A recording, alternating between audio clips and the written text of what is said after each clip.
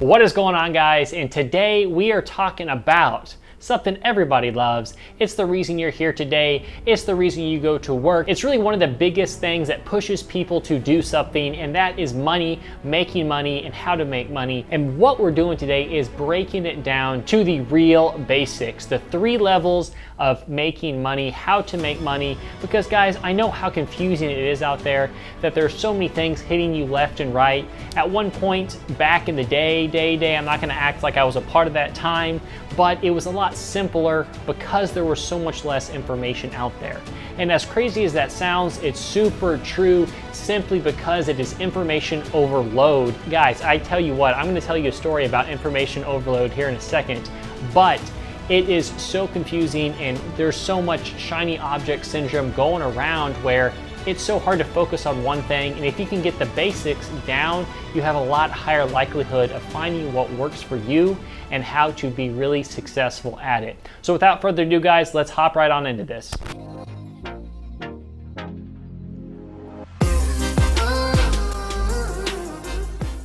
All right, guys, I want to tell you a story really quick about information overload. Honestly, the hardest decisions ever to make. I like to consider myself kind of a serial killer, you know, a serial entrepreneur, a serial enthusiast, a serial lover, you know, someone who just freaking loves cereal. I'm all about cereal, guys.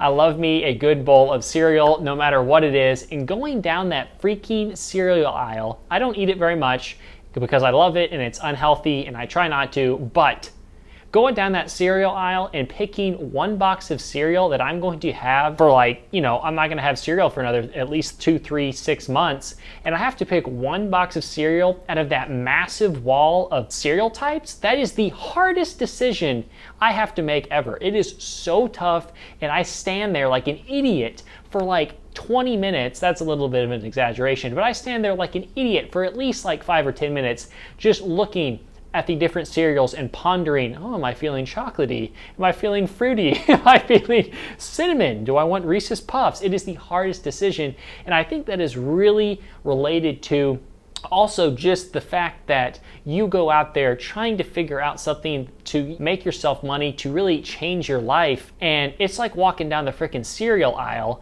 and you have so much trouble picking the different cereals. Like, you know, you've got the OG cereals like, you know, Captain Crunch and, like, you know, Cinnamon Toast Crunch and, you know, Cheerios, but, you know, you've got the new cereals. You're like, man, I want to try that stuff. Let's try that. And some of them you try them and you're like, oh, that's just absolutely terrible. I'm pissed. Now I got to eat this box or throw it away and I don't have any more cereal. Or like there's some cereal that are just obviously disgusting. Like I saw Jolly Rancher cereal the other day and I'm like, dude, who would ever buy Jolly Rancher cereal? That's obviously a crappy one. And I think that kind of goes along the same lines of businesses and, you know, trying to pick a certain way to make money, whether it's online or offline. And there's so many bad ones out there that are obviously bad, and there's so many ones out there that are like secret bad, where like you don't even know it's bad until you try it. And then there's some OG ones that are just proven to work over and over again. And really being able to uncover those is the hardest part. Because of course you really want to just spend your life doing what you love, doing what makes you happy, and what really be able to live the life that you want to live. I know there's some people out there that have a 9-to-5 job that they absolutely love. That is their passion. They get so fulfilled with it, and it is something they really enjoy doing, but it just doesn't bring home the bacon. It doesn't bring home enough money for them to actually do what they want to do, when they want to do it, with who they want to do it, where they want to do it. Because that's really what money offers. Money is a tool that gives us freedom to allow us to do what we love. Because shoot, some people make a $10 million and still work at their 9-to-5 job just because they love it so much. And that's the goal, is to be able to make the money, to be able to do what you want. And to make money, you have to offer something. There has to be an exchange of goods or services or value for someone to actually give you their money. And we're going to break this down into 3 things. These 3 things are services, products, and attention. Attention is kind of one you might not expect, and we're going to deep dive into that at the end of the video, so make sure you stick around for that. But if you have not already, if you like money, if you like cereal, if you are confused on where to go in life, drop this video a like, subscribe down below, and of course, hit that bell so you're always up to date with what's flying out of here 5 days a week. So we're going to roll into number one, and that is providing a service. And really, this is an easy one because it's simply everyone has certain skills. You're not born with certain skills. You're born with the ability to be better at some things compared to other things, but you don't just pop out and you're like, I'm an amazing trumpet player, boom. You don't just come out of the womb just playing the trumpet. That's not how it works. You have to develop those skills. Some skills you can develop easier than others, but these are skills you have to actually develop. You're thinking, Rhett, okay, I don't have any skills. I don't have any skills to offer as a service. Well, the thing is, that's what being an entrepreneur is. That's working for it, is you have to develop those skills.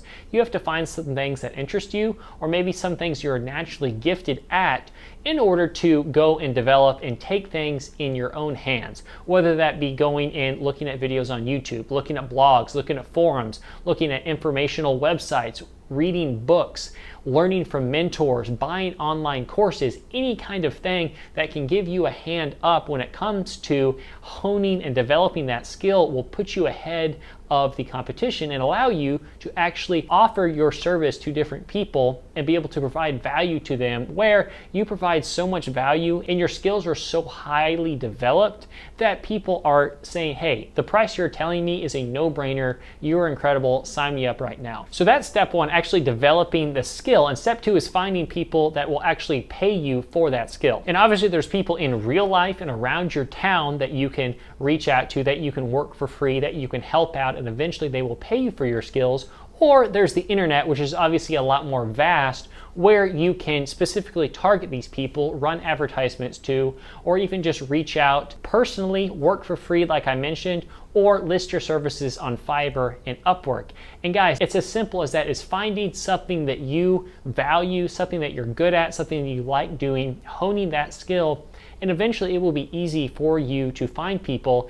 And down the road, you won't even have to find people. People will reach out to you and people will seek you out for your set of skills. So number two here is selling products. And ideally, we are looking for products that require effort up front, and later you don't really have to do a lot of work to continue making that money. So a lot of that stuff is more digital products. And I'm going to get into that here in a bit, but it is not having to, simply not having to produce a product, ship it yourself, handle the fulfillment, handle the customer service, and really do all that stuff that comes with, inventing a product and selling it yourself out of your garage. And what we're actually talking about here is a couple of great examples.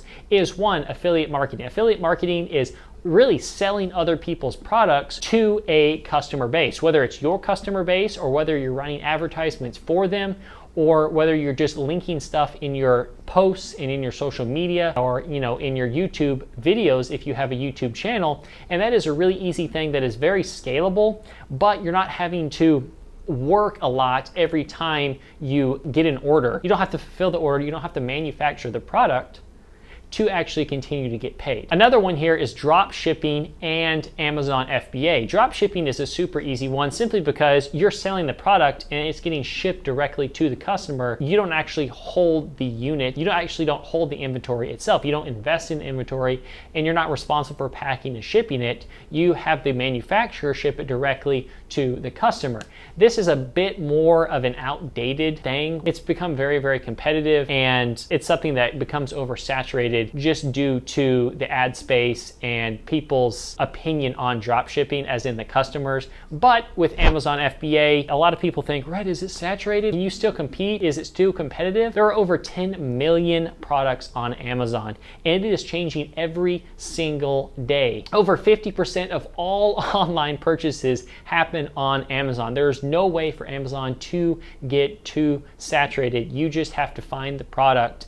And the cool thing is, you find the product, you get it manufactured, it ships directly to Amazon, and they fulfill it, they ship it, they handle returns, they handle customer service, and all you are doing is finding the product, and that's it. You're letting Amazon handle the rest. And a third one is creating some kind of teaching course. and listing that on Udemy or Skillshare, because again, you create it once and you're able to have it out there on the internet for people to buy and watch, and it just continuously brings you money if you have the right traffic. And like I said, you're not having to fulfill this product, you're not having to create it, you're not having to keep it up and fulfill orders, but you make it once and you get paid continuously on the back end. And of course, if you're a tech genius, unlike me, I'm not a tech genius, but if you're like super handy with tech stuff and software, you can make softwares and apps and be able to monetize those and sell those via downloads and subscriptions and things like that. And really that's one for, not the large population, but it is out there and it is a option for sure. Number 3, we're talking about attention. And this one kind of stems directly from Gary Vaynerchuk based on his book, Jab, Jab, I think it's Right Hook or Hook. And that is the concept of providing extreme amounts of value to people over and over and over again.